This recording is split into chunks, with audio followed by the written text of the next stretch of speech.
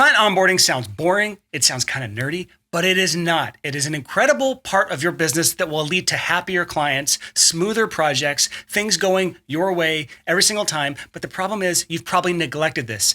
Most people, once they get the client, once they've gotten paid, they neglect the relationship that happens after the fact. Even if you're good at fulfilling on what you get paid for, the transition from paid to starting the project is lackluster at best. So in this video, I'm gonna give you the 5-step guide, my personal process for onboarding clients the 6-figure creative way, in a way that impresses them, in a way that sets the project up for success from the very start. If that sounds good, let's do it.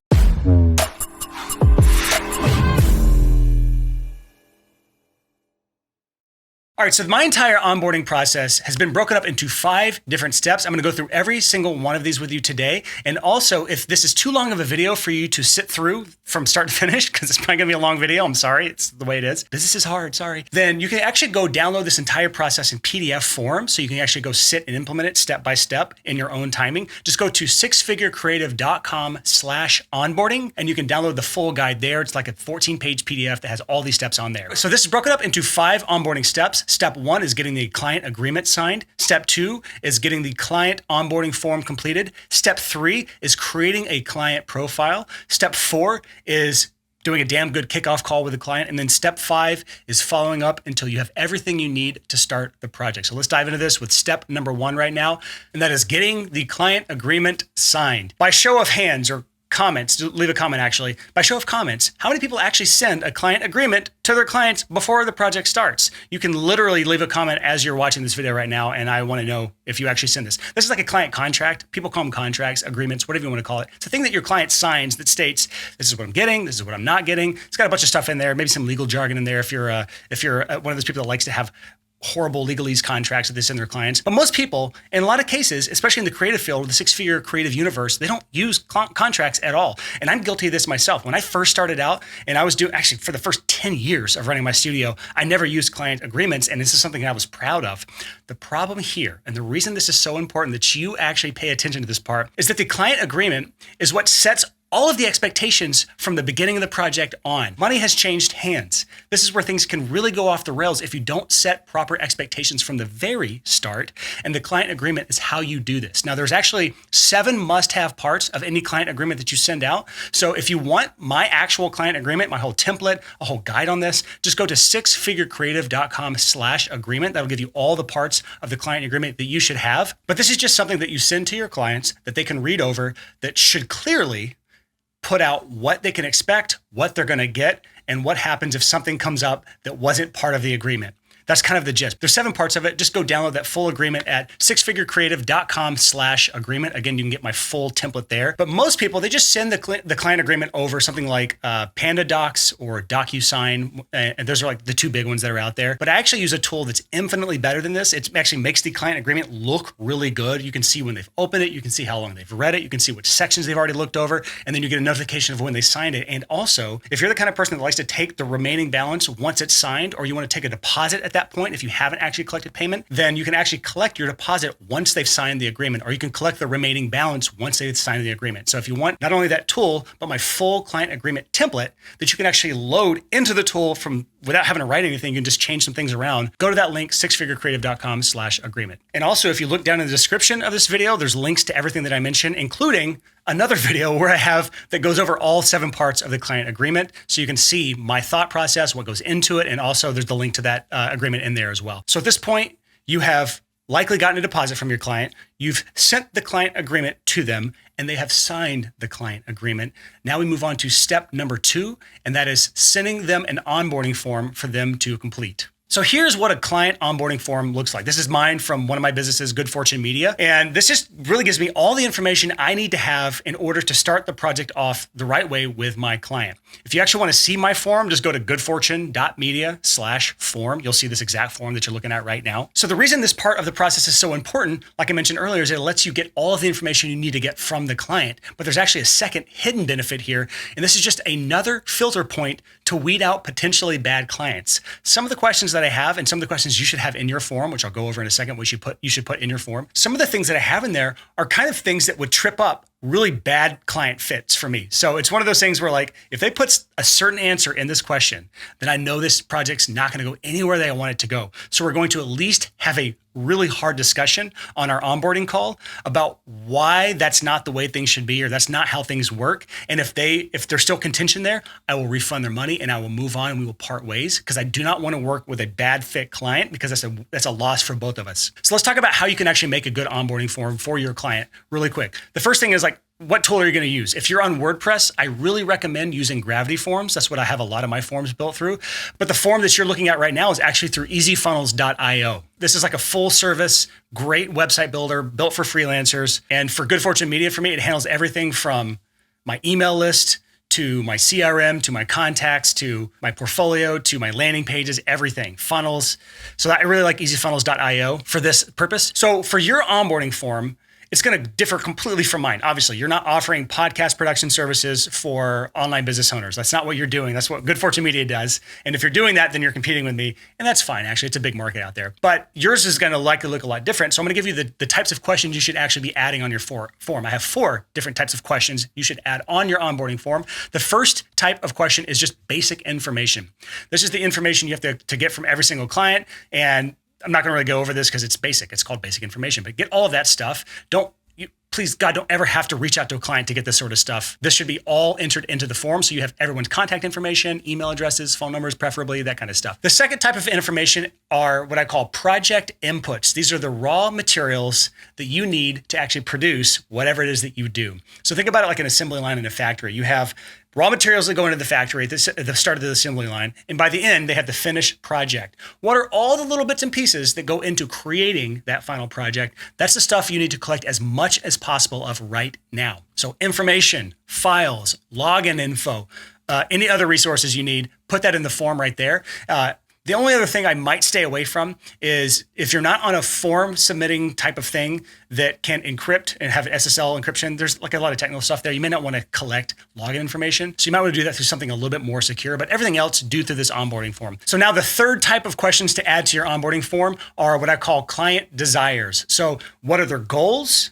And what are their expectations? So what kind of questions can you add around those? And this actually leads to question type number 4, and that is client roadblocks or red flags. Sometimes client desires or expectations will show you what sort of red flags that could be popping up in the questionnaire, but there could be other things that you know are like gotcha questions. And I'm really trying to drive this home because the earlier you weed out the client, which before you even become a client, before they ever pay you, before you even get to the step, you should have weeded out the bad ones. But at every step of the way, I want to make sure I am putting some sort of filters in place so that if there are misaligned expectations, we can correct those at the very beginning. That's really the root of what makes client onboarding so special, is you're getting expectations aligned from the very start. But also, if we're so far out of alignment that we cannot align ourselves at the very beginning of the project, then it's time to part ways. You can do so amicably, but sometimes if you get this far in the project, you're gonna step on toes, you're gonna make people mad, and that's okay. It's way better than forcing the project to work. It's like getting into a marriage with someone that you know you shouldn't marry. You know from your very gut you shouldn't marry this person,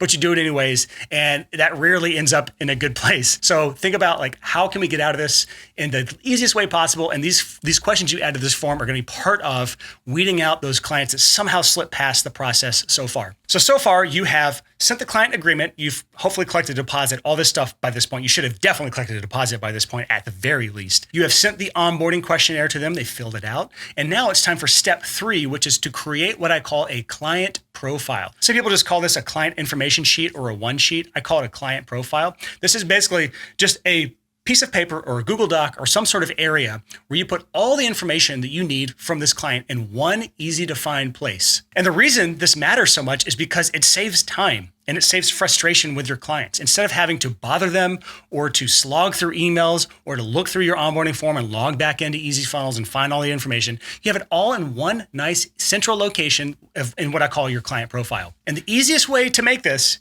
is to just start dirty. You don't have to have any crazy elaborate template. Just open a Google Doc as you're going through the client onboarding form and start listing things out that you know you need for the project or for this client. And I have 3 sections that I think you should put in your client one sheet or your client profile. And that is first, client information. This is kind of like the heart of the profile. That's just where you put everything from the onboarding form and whatever else. The second section is what I call the pre-call clarification questions or to-dos. So this is everything you need to do before your onboarding call that needs to either be clarified with a client or things that you or your team needs to actually do, actions that need to be taken before you can have a successful onboarding call. This way, again, the onboarding call, people mess this up so much because they have not properly prepared everything they need for this call. And this call is so important to starting everything out on the right foot. So this part, just getting all of the to-dos done, getting all of the clarifying questions listed out and taken care of ahead of time. This is where I put these things, which is in this client profile. The third section I put in this client profile is what I call talking points. This is for the onboarding call, the things I know I need to discuss with them, things that are not things I need to clarify beforehand. These are not things that I need to just assume at the very start. These are things that need to be an actual back and forth discussion because not everything can be solved through an onboarding form. Not everything can be solved just by Googling. You have to discuss certain parts of the project or else you're probably not really providing much of a valuable service. So this is where you have all the discussion points for the call listed out, ready to go from top to bottom for the call. And this really honestly sets up the whole call for success from the very start. This is also where you will list out anything that could be potential roadblocks or red flags. So when you have this onboarding call, the things that you know you need to discuss, you likely want to bring those up earlier in the call instead of waiting for later. Because again, the earlier you stop a bad client from moving forward, the better off you're both going to be because you're just wasting each other's time if you know it's not a good fit or if you think it might not be a good fit and you know there's discussion points that need to be happening before then. So now we move on to step 4, and this is the actual kickoff call. Again, people mess this up, but if you've done all the work and done all the 3 steps leading up to this point, this is where all the hard work starts to pay off. And the reason this matters is because this is really their first opportunity to see what it's like to work with you. Now, maybe they talked to you before when you were selling them on your services. Maybe you had some sort of brief call or coffee or lunch, but this is your first, you've collected a deposit. They're technically your customer because they've paid you money. So this is the first interaction you've had as a client with your client. So this is your chance, again, to wow them from the very start so that you not only start the relationship off on the right foot, but they feel comfortable and confident that they hired the right person for this job. Now, the way you do your onboarding call from top to bottom is really going to be dictated by that client profile that you created earlier and how you like to do things. But I do have a few rules that you should follow on every onboarding call that you have with your clients. The first rule is, and this is actually before the call happens, no calendar tag. Do not send dates and times for them to choose from. That is amateur hour. Use an actual calendar booking tool. The most popular one is Calendly. If you use EasyFunnels, which is the tool that I recommend for the landing pages and for your booking forms, it also has built into it is a scheduling tool like Calendly. So they can just go to your schedule. They can pick a date and time that's free for you and them. And there's no back and forth calendar tag. So that's the first rule is no calendar tag allowed when it comes to booking your call. The second rule I have for onboarding calls is to either do the call in person or do it on Zoom. Either way, there needs to be a face-to-face element. There are so many things that you can read from people's body language and micro expressions and tonality that you can't necessarily pick up from just a phone call. And so I would always prefer you do it in person when you can, but at the very least, do it on Zoom. The third rule I have is to just make sure you get everything you need from them. If there was anything in your list, make sure you address it. If there's anything you know you need to get from them, make sure it's all done here so you don't have to do useless follow-ups in the future. I will say that you're never going to get this perfect. You'll always have to follow up for some reason and maybe even schedule another call in the future, which is obviously, it's not the end of the world, but it's not ideal for anyone involved. But this is just basic stuff. Make sure you get everything you need. So that's a rule that I have. And the fourth and the final rule, and this is one that people do not do ever, is use this opportunity to get a referral from them. Think about the situation that they're in right now. They just paid the deposit. They're excited. They've done the onboarding form. You've just crushed this kickoff call. They're impressed. They're looking forward to the future relationship you have together on this project. They're at a high right now. And the best time to ask for a referral is when someone is on a high. They're excited. They see the future together. They know everything has been flawless so far, so they're more likely to give referrals. So there's an easy way to ask without being pushy or overly eager. And please, God, don't use this script word for word. This is actually in the onboarding guide that I told you to go to download at the beginning of this video. But this is just a script that you could use and alter for your own things. So basically it goes like this. So before we wrap this call up, I just wanted to say that I can already tell I'm going to love working with you. So off the top of your head, do you know any other blank like you who might be looking for service or outcome, whatever it is that you do? And then an optional thing is like, i.e., do you have any clones? And then laugh awkwardly. Again, don't use this template, but the whole point of it is saying, do you know of any more blank like you who need blank, the service that you offer? That's basically the gist of it. If anyone's top of mind, they'll obviously, oh yeah, I know Joe from whatever, Toys R Us needs. Why did I use that example? Joe from Toys R Us needs your services. Their business is failing and they're trying to make a comeback, which they actually are. Toys R Us is back, by the way, y'all. And if they don't have anyone top of mind, or if they don't feel comfortable referring anyone to you yet, they'll just say, no one comes to mind, and you just move on. It's not a big deal. It's a good way to end the conversation to where you're getting some names from people. And these are what I call lukewarm leads. Instead of cold leads, people that have no relationship with you whatsoever, these are people that have a common connection. So when you go to these people, I go to Joe from Toys R Us and say, hey, Joe from Toys R Us, I heard you're trying to make a comeback. Johnny, our mutual friend, said that you were looking for help, so I wanted to offer my services to you. That way, there is some sort of mutual connection. You're gonna have a much higher likelihood that they reply in a favorable way, and you can start the conversation from there, get them on a sales call, and close them. So now we're on to step number 5. You've done all the steps so far. You're doing great. We're on step number 5, and that is follow up.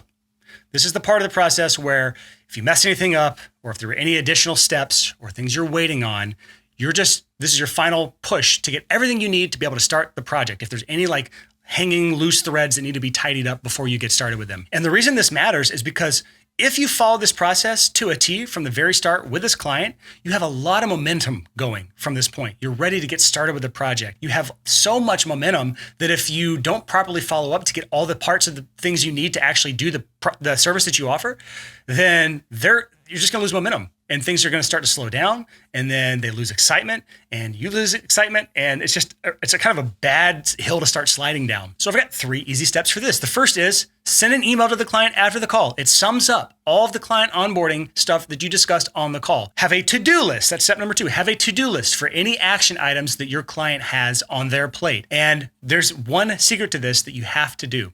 The secret is put due dates on anything that you assign to them. There has to be a due date. If there's not a due date, they will take forever to send you back stuff. And with the due date, there needs to be a consequence. You don't have to frame it as a consequence, but just say, I need these by October 19th. If I don't get them by this date, we're gonna have to push this project back by a week or 2 weeks or a month. Just put the deadline and an outcome of a negative outcome that happens if that doesn't get done on time. And the third rule I have for the follow-up process is to follow up and keep following up until you have everything. Don't let emails just die in the inbox. Don't let them read it and not reply. Always have a next step. And so if you use a CRM, which is Customer Relationship Management System, which we've talked about on the 6-Figure Creative Podcast multiple times, if you aren't listening to that, you should be, then you can just set a follow-up. Every single client and lead should always have a next step attached to it with a reminder. So that way you're not having to think of this stuff. You're not having to remind yourself of this stuff. You just open up your CRM every day and you see, what are my reminders today? You open those up, you take action, and you move on. So that is it for the 5-step onboarding guide. There's actually the PDF companion that comes along with this. If you want to follow along and implement this yourself, just go to 6figurecreative.com/onboarding. And if you're gung-ho on setting up an onboarding process for your clients, this guide is a must-have because this is a lot of information. This is a long video. Like this is probably 20, 25-minute video if I'm looking at this right. And you're likely going to be overwhelmed and you're going to have to keep going back and forth in this video to figure out what did Brian say in this part. So just go download the guide and you can actually reference it visually. And there's a lot of stuff in that guide I didn't even talk about in this video, which is awesome because I'm better at writing than I am at speaking and doing videos like this, which I'm improving. We'll see if I get better in future videos. But my final call to action to you is don't be the dummy that says, yeah, I need to implement this. I should definitely do this. And then you never do it. Don't be that dummy. Instead, go download the guide, 6figurecreative.com/onboarding. Take the next week, start implementing the process, and then reap the rewards for the rest of time. The good thing about a process like this is once you've set it up, you just put every single client through it. There's no additional work for you from now on. It's actually going to make everything faster for you once you devote the initial time it takes to build this process out. So if you leave a comment below this video and say, I will set this process up over the next week, then I will follow up with you in a comment. I will hold you accountable because accountability is awesome. So that's all for this video. Stay tuned, same place, same time next week for another video for the 6-Figure Creative.